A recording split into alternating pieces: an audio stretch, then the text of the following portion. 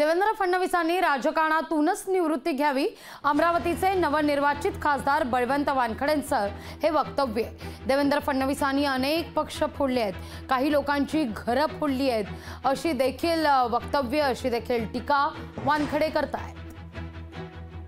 महाराष्ट्रात गेल्या 5 वर्षात आघात केला महाराष्ट्रातील जनतेवर, मग कोणाचे पक्ष फोडले असतील, घर फोडले असतील, हे सगळं करत असताना आपण कुठेतरी स्वतः एक केंद्रित व्हावं हा त्यांचा उद्देश होता, परंतु तो सफल झाला नाही। जनतेने तो सफल होऊ दिला नाही, म्हणून जनतेनं त्यांना एक धडा शिकवला की आपण आपल्याकडे म्हणतो करणी तशी भरणी, तर त्या पद्धतीनं त्यांनी जे जे केलं ते त्यांच्या समोर आलं। शेवटी उद्योगांना त्यांना असं म्हणावं लागलं की मला याच्यातून मुक्त करावं, म्हणजे सरकारमधून मुक्त करावं। त्यांनी ही इच्छा जरी दर्शवली असली तरी जनतेची मागणी अशी आहे की यांनी राजकारणातूनच निवृत्त व्हावं।